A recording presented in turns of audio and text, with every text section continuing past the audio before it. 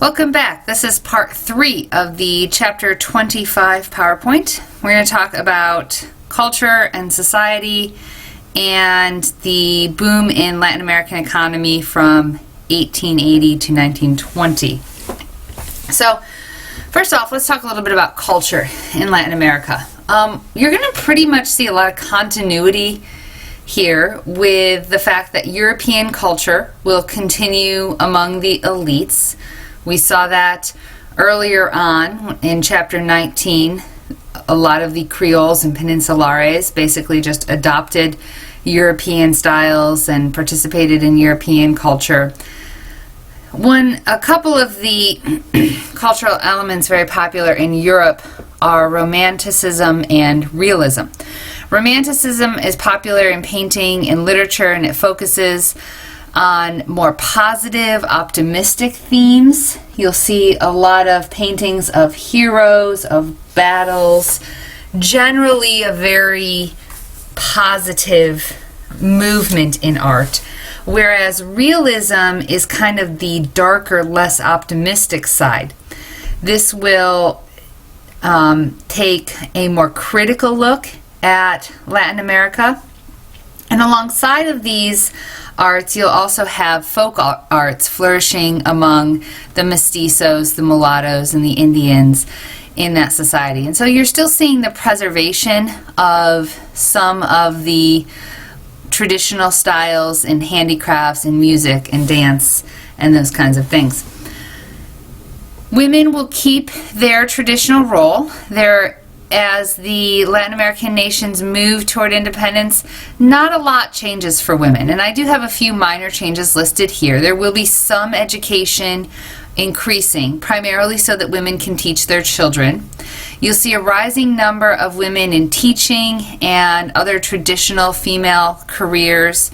Women will, by the end of the period, or the early 1900s, begin to revolt and be part of the women's rights movement that is really spreading globally at the time. The official caste system is disbanded, so you no longer have that hierarchy that we've talked about all year with the slaves and Indians at the bottom, the mestizos, the mulattoes, the Creoles, the Peninsulares. That official class system is going to go away, but unofficially you still will generally see Indians and mestizos and mulattoes taking subservient roles to whites. They will be in the sort of service sector jobs. The whites will tend to control the economy and the government, and they will be the large landowners in those societies. From 1880 to 1920, you're going to see a booming export market in Latin America. So I have some of the export products listed here. Brazil, that should say rubber and coffee. In Argentina, you've got wool, wheat, and beef, bananas and coffee in Central America, sugar in Cuba, henna, which is a fiber that is used in some clothing, also copper and silver coming from Mexico. So what you're generally seeing here is still a lot of raw materials, not a very diversified economy. They're primarily still going to be importing foreign goods and seeking to attract foreign investment. Again, when you're attracting foreign investment, it can be good because it provides jobs, but at the end of the day, it's not ideal because all of the profit is leaving your country. The prices for exports, like bananas, like coffee, like sugar, is going to remain heavily dependent on conditions abroad. If there's high demand for those products, then the Latin American economies will do well. If there's low demand, then they'll have to drop their prices. They won't make as much money. This is obviously going to become a problem in the 1930s when Americans and Europeans in the Depression are just not going to have as much demand for those kinds of products, and so Latin America's economy will suffer as well. During this period of about 40 years, you are going to see some political changes alongside some economic modernization campaigns. Porfirio Diaz really heads this up in Mexico. He is a centralist. He wants to create a strong centralized economy. And because in Mexico there's not a lot of people willing or that have the capital to invest in industry, he will have to attract foreign investment. There will, of course, be a lot of opposition to this among the landowners and the peasants. He will have to suppress this opposition. And Diaz primarily will be focusing on industrialization and alongside of that, transportation. Because as we've talked about, you can't have an industrial economy without good transportation systems in place. He will rely on a group of advisors called the Científicos. The Científicos basically are very similar to what we talked about with the positivism theory. Essentially, it's once again applying the scientific method to this time the economy, a scientific approach to modernizing the economy. Peasants and workers will revolt. Peasants, of course, are not always happy with industrialization. Workers will revolt many times against the conditions in factories. Those revolts, however, will quickly be suppressed in the period prior to 1910. Now, after 1910, you've got a reform movement that grows out of the Mexican Revolution. Civil war erupts in Mexico in 1910. The middle class takes over, and you'll see a lot of changes coming about as a result of the Mexican Revolution. We'll get more into that in a future chapter in the book. In Argentina, you're going to also see a booming economy during this time. Once again, still reliant on raw materials, but there is a high enough demand that Argentina is doing well with raw materials for now. Buenos Aires was known as the Paris of South America at the time. One of the reasons for their success will be technology. The key technology being refrigerated ships. Now, if you remember, we said Argentina's main export is going to be beef. Well, if you have beef, you need to keep it refrigerated, right? So the invention of refrigeration and refrigerated shipping is going to lead to Argentina's economic success because now they are able to ship their beef around the world. Immigrants are going to flood into Argentina. Argentina is a very popular place for Italian immigrants called golondrinas. Now, because Argentina is in the southern hemisphere, it is on the seasons are flipped, as you know. So our winter is their summer. They're having summer right now while we're having a blizzard. Italians will capitalize on this, and Italian immigrants will come over during the Italian winter. They will work a harvest in Argentina, and then they'll go back to Italy in time for the Italian harvest, and they'll work the harvest there. So basically they can get double doing it that way, obviously minus the cost of their passage. But the golondrinas become very popular, and the immigrants, both in Argentina and in Brazil, as we saw earlier, are going to be very important at kind of sealing up that gap that was left when slavery was taken out of the system. There is going to become, as a result of immigration, a lot of ethnic diversity. You've got European immigration still continuing. Generally, it's going to be immigrants now from the lower and middle classes, but those immigrants are going to fuse with Latin culture, and you're going to start to see sort of a melting pot happening in Argentina. In Argentina, by the end of the period, we're going to start to see the rise of socialism, and this will be challenging the oligarchical system there. Now, Argentina, even though it's flourishing economically, they've always had a fairly repressive government. And this repressive government is sustained by an oligarchy or a rule by the few. Socialism will try to promote some reform, and you'll see the socialist tendencies, we're going to see them continue really throughout the 20th century in Argentina. In 1916, the Radical Party will gain power.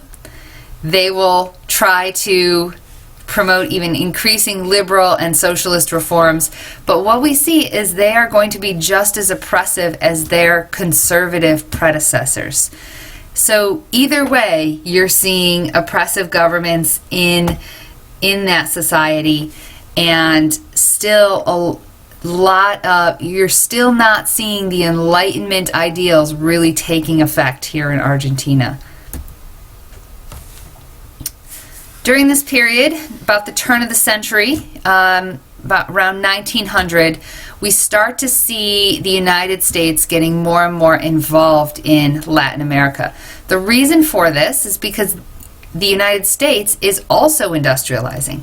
They went through a great industrial boom after the Civil War, and whenever you have an industrial boom, you need raw materials and you need new markets. You're quickly producing goods in the factories, producing a lot of goods, and a lot of times production outpaces demand, and so they want to be able to sell those manufactured goods. Where better to sell them but to their neighbors in Central and South America? So one of the first endeavors on the part of the United States to exert more influence into the region will be the Spanish-American War. The Spanish-American War will start with Cuba. Cuba wants to gain independence from Spain. It is one of the last places in the Caribbean that is a colony. Now, as I said previously, everywhere in Spanish South America by 1825 had been liberated, but in the Caribbean there were still a few colonies, and there's still even a few colonies there still today. But Cuba wanted its independence from Spain, and the United States assisted in that, helped Cuba to overthrow Spain, and as part of the treaty that came out of that, the peace treaty of the Spanish-American War, we gained Puerto Rico.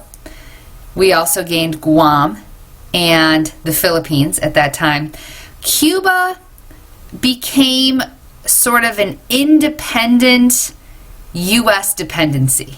It wasn't directly ruled by the United States, but we basically established ourselves as kind of their guardian. We could intervene in their affairs when necessary.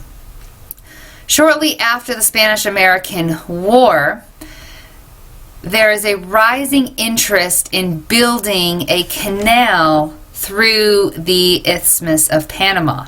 Now, at this point in time, the United States, we've now expanded from the East Coast to the West Coast, but if any ships want to get from New York to, say, San Francisco, they have to go all the way around the bottom of South America. Clearly rather inconvenient. So the American industrialists are saying, let's dig a canal through Panama. The problem is the Colombians actually own Panama. What is today the nation of Panama used to be part of Colombia. Colombians don't want to give that up. The Panamanians who live in this region want to be independent. So President Theodore Roosevelt at the time said, I will support a revolution, a Panamanian guerrilla revolution to overthrow the Colombian government. In return, the Panamanians were then expected to grant us land to build the canal, which they went ahead and did. So Panama gets independence. The U.S. gets the right to build the canal, not only to build the canal, but also to control the canal. The U.S. gets to charge tolls on any other nation's ships going in and out of that canal. It was a massive undertaking, employed many Panamanians, many other Indian and Mestizo groups in that undertaking. And it was also a very dangerous operation and a very disease-ridden operation. It was notorious for being a breeding ground for yellow fever and malaria and other diseases that were transmitted by the mosquitoes there. Many Latin Americans will slowly become more and more suspicious of growing U.S. involvement. They are sensing sort of a plot on the part of the United States to exert more and more control over Latin American economies in a form of unofficial colonialism.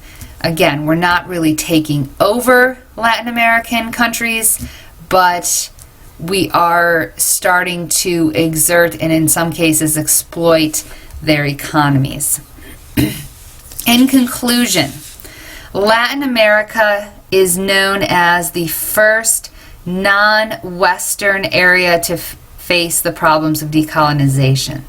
What I mean by this is that Latin America will be one of the first regions to decolonize and have to deal with economic and political issues that arise from that, and have to respond and overcome the challenges that have been beset by centuries of colonialism.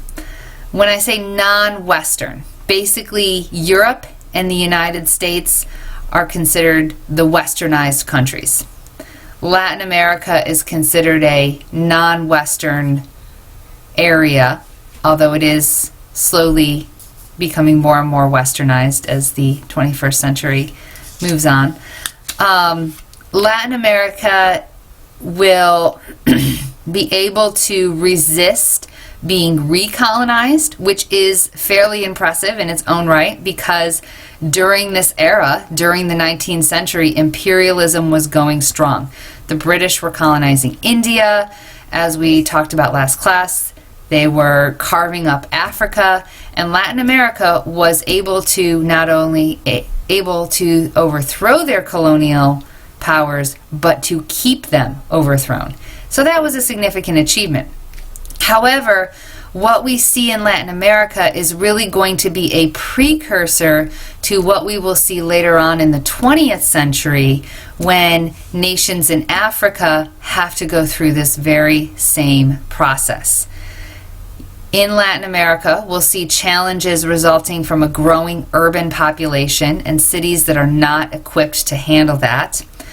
Tension between modernizers and progressive politicians versus the conservatives versus the peasants who are not on board with industrialization. You will see some major continuities, however, from holdovers from the period of colonialism to decolonization or post-colonialism. One of these continuities will be the fact that the social fabric of Latin America remains largely the same. The whites remain largely in power, the Creoles. The mixed race and Indian and slave or former slaves remain at the bottom of the economic structure. Land continues to be unequally distributed. Power is held primarily by the elite. You see a continued economic dependence on the West and a lack of a diversified economy, but rather an economy based primarily on agriculture and the exports of raw materials. So essentially, a lot of this is due, as I've said a couple times, to the two things. Little experience in ruling alone, in the democratic process, and not having a tradition of the democratic process, and also the failure to industrialize. Essentially, what you see as a major continuity with Latin America is that mercantilism essentially continues. The European powers and the United States still use Latin American nations essentially as colonies, even though they're not technically colonies.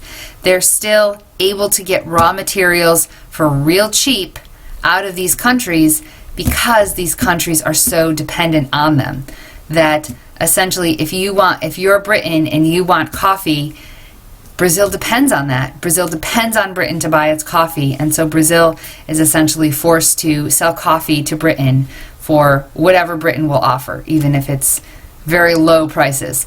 So again, you're not technically colonies, but they're getting a really good deal from South America and Central America because of their inability to industrialize and to have a diversified economy. So that wraps us up for chapter 25. And be ready for a quiz next time I see you.